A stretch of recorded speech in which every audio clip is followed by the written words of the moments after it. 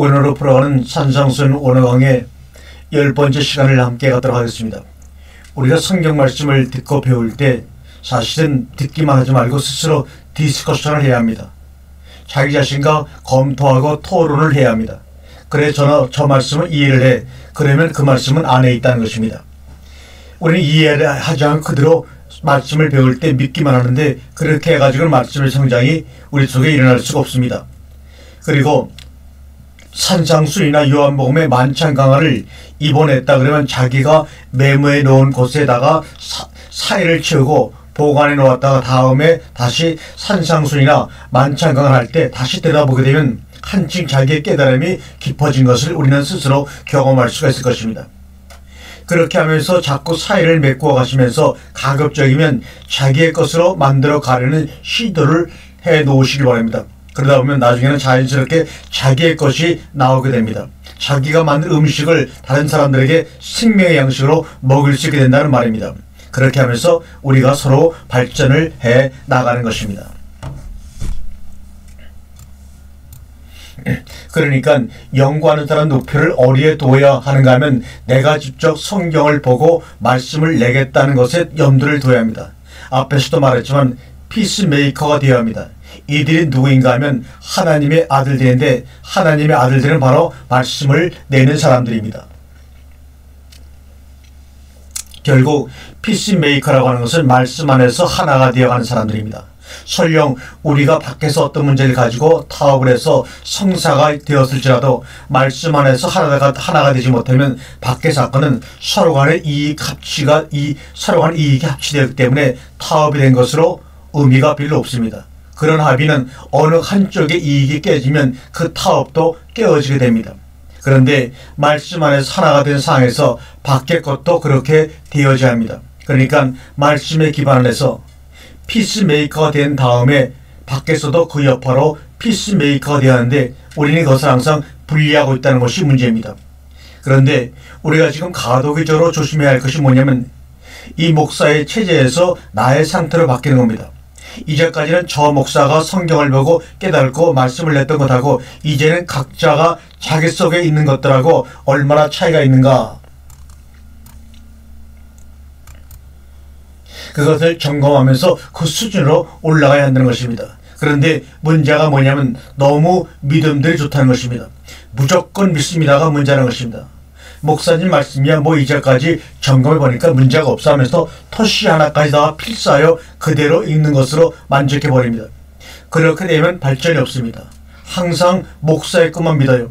우리가 이 상황에 와서 조심해야 될 것은 성경을 내 거화 했으면 책 성경은 나가버려야 합니다.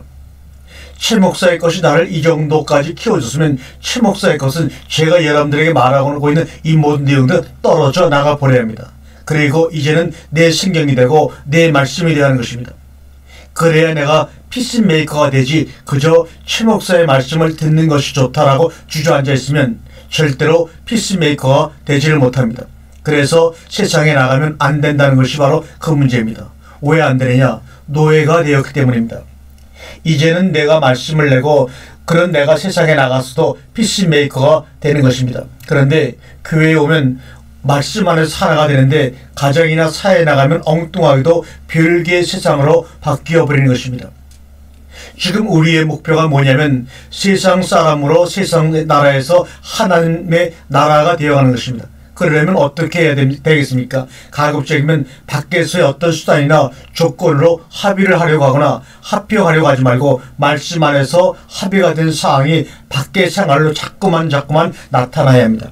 그런데 우리는 자꾸 분리를 시킨다는 말입니다. 육은 육이요, 영은 영이니까 육의 문제는 육을 해결하고 영의 문제는 말씀으로 해결한다는 논리입니다. 그러다 보니 진정한 해결은 안 되고 미봉책으로 끝나며 신앙생활이 이루어지질 않습니다. 그리고 아예 우리의 의식 속에서 말씀 안에서 하나가 되지 아니한 사람은 세상 사람이야. 그래서 어떤 기대를 하면 안 됩니다. 왜냐하면 조건적으로 어떤 기대를 하나로 만드니까요. 조건이 깨지면 다 깨지는 것입니다. 그렇기 때문에 그것은 분쟁을 전제한 합의라는 것입니다. 그렇다면 의미가 없지요. 언젠가는 깨질 것이므로 그렇습니다. 그래서 철저하게 인생 철학의 상식을 말씀 중심으로 확고하게 세워나가야 합니다. 그러면 어떻게 해야 하는가? 모든 것이 자기 속에서 자연스럽게 나와줘야 합니다. 말씀이 자연스럽게 내 속에서 나와줘야 합니다. 그래서 말씀이 힘이 되어가지고 그 힘의 여파로 세상 문제를 해결하면서 살아가는 훈련을 자꾸 해야 됩니다. 그런데 여러분, 속에 말씀이 있는데도 그 말씀을 세상 생활 속에 적용시키려고 하는 것이 아니라 세상 문제가 터지면 세상적 방식과 방법으로 접근합니다. 말씀과 상관이 없습니다. 말씀은 교회 가서 그리스도 안에서만 적용하는 것이지 세상의 사건과 적용하면 안 된다는 생각들이라는 것입니다. 그런데 그것이 아브라함의 세계이고 이삭의 세계이고 야곱의 세계란 말입니다. 아브라함을 보세요. 분명히 하나님의 말씀을 듣고 가나안 땅에 왔는데 기근이 들었다 이 말입니다. 그래서 어떻게 합니까? 기근이 든 것에 인간적 생각으로 처리한다고 생각이 되니까 그래서 애굽으로 그냥 생각할 것 없이 자연스럽게 내려가는 거예요. 그러면 안 되지 않습니까? 말씀을 따라왔으면 기근이 들어도 그것은 말씀 안에서의 기근이 된 것이니까 말씀 안에서 해결해야 되는 것입니다. 그런데 인간적으로 해결하려고 한다는 말입니다. 이삭도 마찬가지고 야곱도 마찬가지예요. 그런데 그것이 나중에 다 무효가 되어버리고 합니다. 그러나 그냥 무효가 아닙니다. 그 사람의 수준대로 시행한 것입니다. 한 번에 되는 사람은 없습니다. 처음부터 되는 사람도 없습니다. 그런 과정을 통해서 자기의 연약함과 하나님 되심을 배우면서 성숙해지는 것입니다. 그래서 우리가 온실 안에서 제대로 잘하고 있다는 생각으로 자부심을 가지고 있으면 안 되는 것입니다. 그래서 자기를 떠나는 훈련을 자꾸 해야 합니다. 이전에도 말한 것처럼 우리 속에서 죄라는 것이 무엇이냐? 우리 속에 그려진 그림입니다. 우리 속에 하여튼 머리가 좋고 공부 많이 하고 세상에서 경험이 많은 사람치고 그림 장수가 적은 사람이 없습니다. 이게 차이라면 차이입니다. 무슨 사건이 터지면 어떻게 처리한다는 전문가마다 자기의 그림들이 다 있습니다. 하나님을 여러분 생각해 보세요. 그림이 떠오르죠. 예수님, 그리스도도 마찬가지로 그림이 다 떠오릅니다. 우리가 교회를 다니면서 수천 장의 그림을 우리 생각 속에 다 집어넣었어요. 천국 그리면 그 그림이 딱 떠오릅니다. 복 그리면 그 그림이 딱 떠올라요. 그런 사람들 이 말씀을 갖고 나서 그 그림 지으느라고 얼마나 고생이 많은 줄 아십니까? 그렇다면 하나님의 그림이 무엇이냐 그 말입니다. 주님에게 물어보세요. 천국이 무엇입니까? 여기 있다 저기 있다 하지 말고 너희 속에 있느니라. 내 속에 무슨 그림이 있는데요. 내 속에 무슨 그림이 있는데요. 자기가 그리고 있는 천국 그림이 주님이 말씀하신 천국과 다르다면 그 천국은 무엇입니까? 신기루죠. 뜬구름입니다. 무지개를 잡으러 방황하는 인생과 같은 것입니다. 생활이 안 됩니다. 그러니 무슨 일이 닥치면 헤어나오지를 못하는 거예요. 그래서 우리가 성경이라고 하는 것을 하나의 공식으로 생각해야 된다는 것입니다. 가장 초보적인 것이 무엇이냐 하면 산상수훈과 요한복음의 만찬 강화를 연결시키세요. 그러면 적어도 개인 구원은 이루어집니다. 그러면 그것을 어떻게 생활 속에 적용하느냐라는 것이 바로 로마서입니다. 그리고 그것을 어떻게 세상 속에 적용시키냐는 것이 바로 히브리서입니다. 그리고 그것을 어떻게 마지막 때에 적용시키느냐는 것이 바로 요한계시록입니다. 첫 번째 산상수훈을 보십시오. 처음에 8가지의 팔복이 나옵니다. 그럼 팔복이 뭐냐? 바로 천국의 상태를 8가지로 표현한 것입니다. 심령이 가난한 것, 애통하는 것, 우에 줄이고 목마른 것, 온유한 것, 마음이 청결한 것, 긍휼히 여기는 것, 의를 예뻐하는 것, 다 이것이 뭐냐? 천국의 상태를 말해주고 있는 것입니다. 그렇다면 천국이라는 것이 무엇이냐? 어떤 상태가 되어진 사람에게 채워지는 것이 바로 천국이라는 것입니다. 그러니까 필요성이 채워지는 것이 천국이에요. 성경에서 부자가 천국에 들어가는 것이 낙타가 바늘 끼러 들어가는 것보다 더 어렵다고 말씀하고 있습니다. 아이고, 그럼 이건희 삼성그룹 회장은 죽었다 깨어나도 천국에 가긴 글렀네. 생각할지 모르지만 그렇지 않습니다. 우리가 그 사람의 물질관을 모릅니다. 사실 회사가 그 정도로 커지면 내가 돈이 얼마나 있다는 것은 의미가 없어요. 그저 숫자일 뿐입니다. 그 정도의 재산이면 내가 부자라는 개념 자체도 아마 없을 것입니다. 부자라는 것은 필요한 것이 없는 것입니다. 라오디아 교회를 보시기 바랍니다. 요한계시록 3장 17절에 내가 말하기를 나는 부자라 부유하여 부족한 것이 없다 하나 내 공고한 것과 가련한 것과 가난한 것과 눈먼 것과 벌거벗은 것을 알지 못하는도다. 내가 너를 권하노니 내게서 뿔로 연다는 금을 사서 부유하게 하고 흰 옷을 사서 벌거벗은 수치를 보이지 않게 하고 안약을 사서 눈에 발라보게 하라고 말합니다. 부족한 것이 없다고 라오디아 교인들이 그렇게 얘기를 하나, 그러나 팔복에 등장하는 대상들은 모두가 부족한 것이 있는 사람들입니다. 다시 말하면 라오디아 교인들과 팔복에 등장하는 대상들은 전혀 반대들의 사람들입니다. 라오디아 교인들은 주님께 책망을 많이 받는 사람들로서 자신들은 부족한 것이 아무것도 없다 하지만 천국에 들어간 사람들, 팔복의 사람들은 모두가 다 너무나 부족한 것이 있다고 스스로 고백하는 사람들입니다. 온유, 마음이 깨끗하다는 것들도 모두 다른 사람들에게는 강하게 자리잡아 세상살이의 부족함이 없는데 이 사람들은 그게 없는 자들입니다. 마음을 깨끗하게 하는 이유가 뭡니까? 하나님을 보고 싶어서입니다. 그래서 자기 속의 그림 때문에 하나님이 보이지 않기 때문에 그림을 지어 청결하게 하는 겁니다. 그러니까 어떤 상태가 되어봐라. 그 상태가 되면 그 상태가 무엇인가를 필요로 하고 있고 요구하고 있다는 것입니다. 그러면 그것이 채워질 것이라는 말입니다. 그것을 한마디로 요약한 것이 뭐냐? 기도라는 것입니다. 야고보서 4장 2절에 너희가 욕심을 내어도 얻지 못하고 살인하며 시기하여도 능히 취하지 못하나니 너희가 다투고 싸우는도다. 너희가 얻지 못하면 구하지 아니하며 구하여도 받지 못하면 정욕으로 쓰려고 잘못 구함이라고 우리에게 말씀을 하고 계십니다. 전부 기도에 들어가 있는 요소들입니다. 심령이 가난한 자가 기도하게 되어 있죠. 애통하고 의에 줄이고 목마른 자가 기도하게 되어 있기 때문에 기도란 말이 나오게 된 것입니다. 그런데 오늘날은 기도의 내용보다도 기도 행위 자체에 포인트를 두고 있는 것이 문제입니다. 새벽 예배가 끝나기 전에 최소한 30-40분은 기도하고 일어나야 하는 틀이 반복될 뿐이란 말입니다. 필요를 요구하는 것이 아니라 성경에 기도라는 것이 무엇인가를 많이 가르치셨는데 그 중에 대표적인 사건이 바로 스로복의 여인의 기도입니다. 마가복음 7장에 나오는 얘기입니다. 그 여인이 딸의 문제로 얼마나 절박합니까? 그러니까 기도 가지고 장난하지 마세요. 시간 때우기 기도하지 마세요. 기도할 것 없으면 그냥 일어나세요. 괜찮습니다. 그때는 평소에 감사와 찬양에 기도하면 되지 않습니까? 절박하게 필요한 문제가 없다는 것에 대해서도 정말 절박한 기도를 할 때 자기가 이성적으로 생각해서 이까지 것이 무슨 절박한 문제야? 정말 하나님이 안 돌아보시면 안 되는 것과 내용을 가지고 접근해야 하는데 그럴 만한 내용이 별로 없으면 감사해야 합니다. 그리고 정말 하나님이 안 들어주시면 안 될 만한 절박한 기도를 드려야 하는데 그때는 뭐라고 해야 되나? 그때는 애야 그것은 내 생각에 그렇게 절박한 것이라고 하나님이 답하시면 뭐라고 해야 합니까?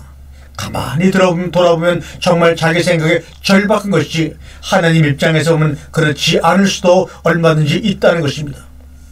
그런 생각에 미치면 기도도 제대로 못하게 되니까 더욱 답답하고 고통스러워지는 것입니다.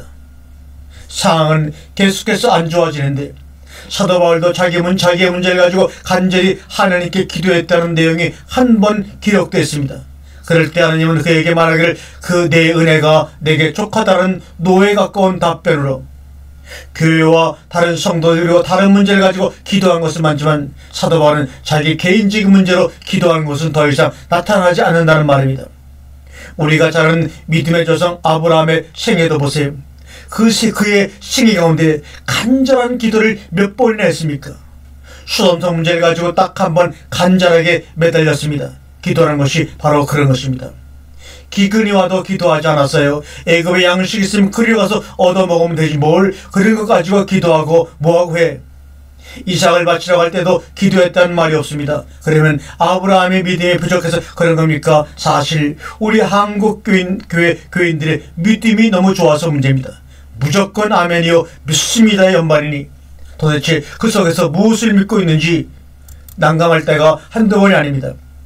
요구 조건이 분명하고 확실하다는 것이며 이 사람들이 복받은 사람들이라고 합니다. 팔복의 산상순의 팔복을 말씀할 때 기도 제목이 8가지나 되는데도 그것도 하나님의 뜻에 딱 맞는 사람들입니다. 그래서 어떤 사람이며 복받은 사람이며 부유한 사람이냐? 하늘적 요구 조건이 많은 사람들입니다. 즉 하나님께서 안 들어줄 수 없는 요구 조건이 많은 사람들입니다. 그런데 이런 상태에 있는 사람이 흔치 않다는 것입니다. 그러면 천국이라는 곳은 어떤 사람들이 존재하며 사는 곳이냐? 가난한 사람들, 애통하는 사람들, 의에 줄이고 목말라는 사람들, 온유한 자들, 마음이 청결한 자들, 합평케 하는 자들, 이런 사람들이 바로 사는 곳이 하나님의 나라입니다. 그래서 우리의 신앙생활을 습관적으로 하지 말라는 것입니다. 저는 그래서 제 삶이 매너리즘에 빠질 것 같으면 그 습관 자체를 사정없이 깨어버립니다. 왜요? 매너리즘 자체가 나를 죽이는 것이기 때문입니다. 말씀 전하는 자가 매너리즘에 빠져버리면 듣는 신자도 마찬가지로 매너리즘에 빠지게 됩니다. 그래서 나중에는 생명력이 사라지고 형식만 남게 되는 것입니다. 그래서 그때는 다시 원위치로 돌아가서 바닥부터 하나님을 다시 만나야 합니다. 그런데 그렇게 하지 않으면 정해진 시간에 정해진 장소에 가기만 하면 사람은 모이게 되어 있고 그때 말씀만 전하면 된다는 매너리즘에 빠져 점차적으로 생명력을 상실하게 됩니다. 그렇게 되면 듣는 사람들도 점차적으로 시간 되면 정해진 장소에 와서 들으면 되는 것으로 똑같이 반복된 습관을 하는 매너리즘에 빠지고 맙니다. 바리새인들의 문제점이 바로 이 신앙생활이 습관화된 것입니다. 정확합니다. 그들은 일주일에 2번 금식하고 고지하고 11조도 박하와 해양과 채수의 11조까지 정확하게 하고 그 스킬도 들어가면 아무 문제가 없습니다. 그러나 거기에는 생명도 없고 의미도 없고 가치도 없지만 그럴 것은 그들은 알 바가 아닙니다. 외부적으로 열심히 활동하고 움직이며 행하고 있으니까 잘하고 있는 줄 알게 되기 때문입니다. 해칠한 무덤이기 때문에 주님은 그들에게 해칠한 무덤이라고 경고했습니다. 우리가 그거를 함께 깨셔야 합니다. 산상순이 5장부터 6장, 7장까지입니다. 어째서 주제가 셋이냐 그 말입니다. 5장은 율법의 문제, 종교의 문제를 가지고 우리에게 말씀하고 있습니다. 인간이라는 것은 본성적으로 종교성을 가지고 있다는 것입니다. 그러면 첫째, 이 종교 문제를 어떻게 할 것이냐?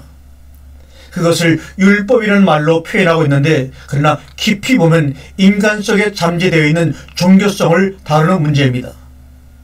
종교성에는 반드시 율법이 따라붙게 되어 있습니다. 그래서 모든 종교에는 계율이라는 것이 있습니다. 그런데 그 율법이 문자적인 율법이냐 이성적, 양심적, 인격적인 율법이냐 이 차이만 다를 뿐입니다.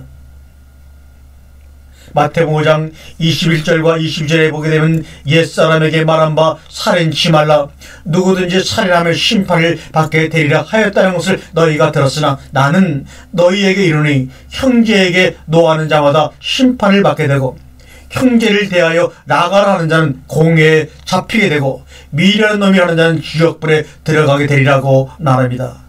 옛사람에게 말한 바 옛사람이 나옵니다. 옛사람이라는 표현을 사용하셨다는 것은 새 사람이 있다는 이야기 아닙니까? 그러니까 옛사람은 이런 사람이고 새 사람은 이런 사람이라는 것인데 옛사람에게는 무슨 말씀만 주어지냐면 살인하지 말라는 것입니다.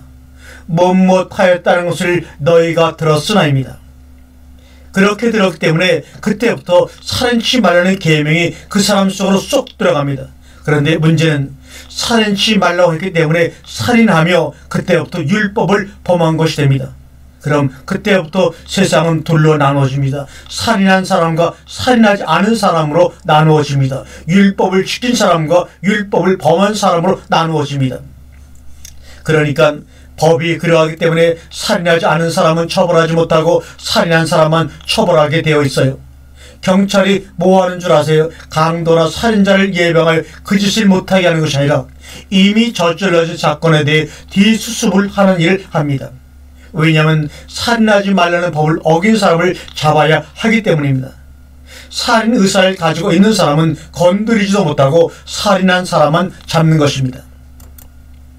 예방은 없고 뒤처리만 있는 것입니다.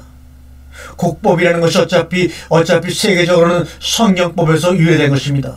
우리나라는 서구의 법을 도입한 것이고요. 그런데 여기서 나는 너희에게 이르노니 는 뭐냐면 속으로 라가라 하는 자나 미련 놈이라 하는 자까지 잡아내는 것입니다. 왜요? 살인은 바로 거기서부터 시작하기 때문입니다. 미워하는 데서부터 살인은 시작되는 겁니다. 보세요.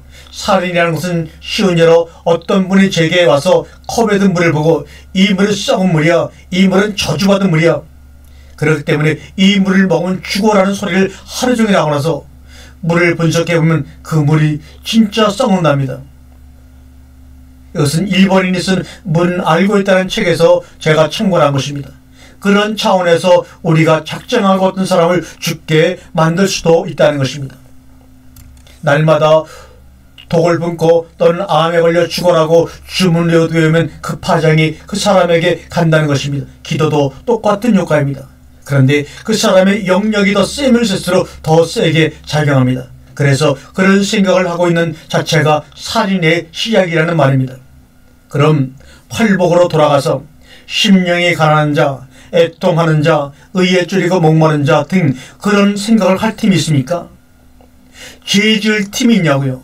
앙심을 품고 따지고 할 빈틈이 없습니다. 천국은 예방도 아닙니다. 아예 범죄하는 그런 것에 관심이 없는 것입니다. 그러면 종교성이라는 것은 무엇이냐? 옛사람에게 종교성이라는 것은 뭔것을 하지 말라 또는 뭔것을 하라입니다. 그럼 종교성의 문제가 뭐냐면 언제든지 하지 말라고 했는데 하면 죄인이고 하라고 했는데도 하지 않으면 안 해도 죄인입니다. 이미 행위가 끝난 뒤에 유죄와 무죄가 결정나기 때문입니다. 이미 사건은 터져버렸는데 그게 무슨 의미가 있냐 그 말입니다. 처벌만 남아있는 것입니다. 바로 율법이 우리에게 그렇다는 것을 말씀을 드리고 있는 것입니다. 그럼 보세요. 결국 율법이라는 것은 구원은 하나도 없고 심판만 불러오는 겁니다. 그러므로 근본적으로 율법적인 종교에는 구원이 없습니다. 왜요? 어디서 걸려도 걸려 넘어지게 되어 있습니다. 그래서 사랑의 문제가 새 계명에 나오는 것입니다. 자, 이제 성경을 장별로 한번 쭉 펼쳐 보겠습니다. 마태복음 5장 11절에 내가 율법이나 선지자나 폐하러 온 줄로 생각하지 말라. 폐하러 온 것이 아니요 완전케 하려 함이로다. 여기서 완전의 문제가 뭐냐 그 말입니다. 일단은 조항조항마다 하나씩 지켜내는 것입니다. 그런데 그것이 인간들이 가능하냐? 천만의 말씀입니다. 그것은 안 되게 되어 있습니다. 왜냐하면 육신이 연약해요. 여러분들 사람이라는 것의 문제가 뭐냐면 무엇을 동작하다 했을 때 그 동작의 시작부터 끝까지가 어느 정도 가능성이 있느냐 그것 항상 생각해야 합니다. 예를 들면 예수님의 말씀 가운데 포도원의 망대를 짓고자 하는 자가 먼저 앉아서 예산해 보지 않겠냐는 겁니다. 짓다가 중간에 중단하면 사람들이 시작을 했는데 끝내지 못했구나 하고 조롱하기 때문입니다. 그런데 우리가 율법을 지켜낸다고 하는 것은 우리의 의지와 힘을 동원하여 행동해야 한다는 얘기입니다. 그런데 인간이라는 것이 힘의 한계가 있어서 그것들을 다 지켜낼 힘이 없습니다. 의지는 있는데 힘이 없어 하다가 지쳐버립니다. 그러니까 유한한 육신을 가지고 있는 인간이 그것을 다 지켜낼 수 있느냐? 아예 시작부터 안 된다고 생각을 해야 합니다. 더군다나 율법의 종교성이라는 것은 누가 옆에서 도와준다고 되는 것이 아닙니다. 자기가 해야 합니다. 왜냐하면 각자의 분야이기 때문에 그렇습니다. 그러면 도대체 할 수 있는 것이 뭐냐? 이것을 찾아야 됩니다. 무엇을 할 수 있느냐? 이것을 찾아야 합니다. 성경은 할 수 없음이라가 반복되어 나옵니다. 요한복음 5장 36절, 요한복음 15장 5절, 로마서 8장 7절. 그럼 내가 할 수 있는 것이 도대체 뭡니까? 라고 주님께 우리는 대물어 봐야 합니다. 기도하지 말라, 거절하지 말라, 갖게 하라, 돌려대라, 사랑하면 기도하라. 우리가 할 수 있는 것들이 이거예요. 보세요. 오른편 뺨을 치면 왼뺨을 돌려댈 수 있어야 합니다. 그러나 속으로 아무 감정을 상하지 않고 돌려댈 수가 있을까요? 이런 것들은 내가 살면 할 수 없는 것이고 내가 죽으면 할 수 있는 일들입니다. 그런데 이것을 하지 않으면 율법을 지켜야 합니다. 둘 중 하나를 선택해야 합니다. 그런데 최종적으로 결론적으로 하실 말씀이 뭐냐? 그러므로 하늘에 계신 너희 아버지의 온전하신 것 같이 너희도 온전하라. 그럼 성경에서 온전한 것이 무엇입니까? 딱 하나, 사랑입니다. 그리고 온전한 것이 올 때는 부분적으로 하던 것들을 다 폐하리라고 했습니다. 그러면 이것들을 어떻게 할 수 있느냐? 사랑 하나로 다 할 수 있어요. 사랑하는 것은 사람이 죽을 때까지 할 수가 있습니다. 말이 쉽지만 사랑해버리면 됩니다. 나는 율법은 못 지켜. 그러나 사랑은 할 수 있어. 라는 마음이 되어야 합니다. 사랑에 이런 것들이 따를 수도 있습니다. 그런데 사랑의 마음이 있으면 못할 것이 없어집니다. 내가 살아있으면 자존심 문제 때문에 할 수 없다고 생각하게 됩니다. 겉옷을 달라 하면 속옷도 주고가 어려운 것은 내 옷도 있어야 하기 때문에 그렇습니다. 오리를 가자 하면 심리를 동행하고 할 때는 못한 이유는 그 길을 동행할 시간이 없을 정도로 내가 바쁘기 때문입니다. 꾸고자 하는 자에게 거절하지 말라 할 때 못한 이유는 내가 쓸 것이 많아서 줄 여유가 없기 때문입니다. 모두 다 나 때문에 안 되는 겁니다. 나만 없어져 봐요. 나만 죽어져 봐요. 그런 것들이 아무것도 아닙니다. 그런데 사랑하는 사람이 나를 생각합니까? 자식이 아플 때 어미가 뭐라고 합니까? 차라리 내가 아픈 게 낫다고 하지 않습니까? 왜 그렇게 말하느냐? 사랑은 동행하는 것이고 사랑은 거절하지 않고 돌려대는 것이기 때문입니다. 사랑하면 가능합니다. 아버지의 온전하신 것 같이 너희도 온전하라고만 목표하고 가면 되는데 지금 그런 것을 목표에 달려갈 생각이 없는 겁니다. 이것만 되면 살인사건이 일어나질 않습니다. 그러니까 내가 무엇을 해야 될 것인가를 생각하지 마시고 내가 어떻게 사랑할 것인가를 생각하세요. 성경을 깨닫고 행치 아니하면 더 큰 문제입니다. 지식적으로만 발전합니다. 성경을 깨닫고 난 후에는 살아보아야 합니다. 원어 성경을 안다고 자만하고 지식으로 교만해질 수 있습니다. 그러면 일반 기독교인보다 더 무서운 괴물이 될 수가 있습니다. 우리가 넘어야 할 산이 무엇이냐면 사랑의 산을 넘어 시온산까지 올라가야 하는 것입니다. 그럼에도 불구하고 가르치고 깨닫게 하고 하는 사역을 계속해야 하는 이유는 사랑의 삶을 깨닫고 사라질 때까지 기다리기 위해서입니다. 언제 사랑을 시작할 것인가를 붙잡고 기다리는 것입니다. 그러나 누구처럼 그 사랑이 육적인 것으로 착각하여 거짓을 행하며 그리고 변명하고 합리한 그 행위가 문제입니다. 아버지의 온전하신 가치를 우리 상식으로 해석하지 말라 그 말입니다. 하나님의 온전하심이 무엇이냐? 하나님은 사랑이시라입니다. 오른뺨을 치면 왼뺨을 돌려대며 하나님이 돌려대셨습니까? 안 돌려대셨습니까? 어디서 돌려대셨습니까? 십자가에서 충분히 돌려대셨죠. 다음으로 속옷을 달라는 자에게 겉옷까지 주며 이것이 언제입니까? 속옷이 도대체 뭐예요? 하나님의 형상인 체렘이죠. 그럼 겉옷은 뭐요? 그 체렘을 남은 데모트까지 모양까지 다 주신 것입니다. 그분의 살과 피를 다 주신 것입니다. 피는 하나님의 체렘이요 살은 바로 하나님의 데모트입니다. 하나님의 모양과 형상을 다 십자가에서 피 흘려 돌아가심으로 말미암아 우리에게 다 주셨습니다. 주님에게 있어 오리는 언제이고 심리는 어디입니까?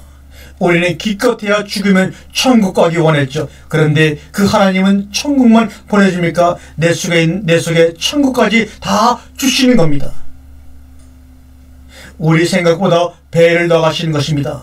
미래 천국만 아니라 현재 천국도 주시는 것입니다. 꾸고자 하는 자에게 거절하지 말며 성경의 원리를 따라 기도할 때 하나님이 언제 한 번이라도 우리의 기도를 들어주지 않으신 적 있습니까? 그리고 로마서 5장의 말씀대로 우리가 그분과 원수였죠. 그럼에도 우리를 사랑하셨습니다. 우리가 누구를 위해 핍박했습니까? 하나님을. 우리가 누구를 핍박했습니까? 하나님을 핍박했습니다. 그런데 어떻게 했어요? 오히려 우리를 위해 기도하셨습니다. 요한복음 17장의 만찬기도 말입니다. 우리가 거기에 도달하려면 새카만데 그분은 벌써 다 된 것처럼 우리를 위하여 축복 기도를 해버리고 말았습니다. 우리의 모습과 우리의 형상과 전혀 상관없이 말입니다. 그분은 다 기도해 버렸습니다. 무엇이 되지 않은 것이 있느냐 그 말입니다. 우리가 살아있으니까 되지 않는 거예요. 육에 내가 살아있으니까 안 되는 것이요, 이제 내가 사는 것이 아니요 내 안에 그리스도가 사는 하나님이 되어버리면 그 순간에 되는 것입니다. 지금 우리가 하나님과 같이 온전해질 목표와 의사가 없기 때문에 문제가 되는 겁니다. 끝까지 인간으로 남고 싶다는 그 말입니다. 죽음의 문턱이라고 하는 것, 우리가 성경을 너무 개념적으로 해석하기 때문에 문제가 됩니다. 로마서 6장에 그리스도와 함께 죽고 장사되고란 말이 나오면 실제적으로 그리스도와 함께 죽고 장사된 사건이 생겨야 하는데, 그런 것은 개념적으로 적당히 해석하는 것이 문제입니다. 그런데 정말로 죽음의 문턱에 딱 서보세요. 그때 무엇이 나에게 도움이 됩니까? 무엇이 나를 그 상황에서 건져주죠? 한국의 내노라는 목사들을 보게 되면 죽음의 문턱을 넘어선 사람들이지 않습니까? 그러면서 사람들이 달라지기 시작하는 겁니다. 사도 바울도 나는 날마다 죽노라고 했습니다. 그거 장난이 아닙니다. 사도 바울이 바울된 것은 날마다 죽는 방법을 터득한 것입니다. 어떻게 하면 내가 날마다 죽는 것을 알 수가 있을까요? 어떻게 하면 내가 날마다 죽는 것을 알 수가 있을까요? 성령께서 가르쳐 주실 것입니다. 성령께서 여러분들을 죽음 가운데서 부활함으로 말미암아 정말로 하나님이 여러분과 함께 하심을 경험하도록 도와주실 것입니다.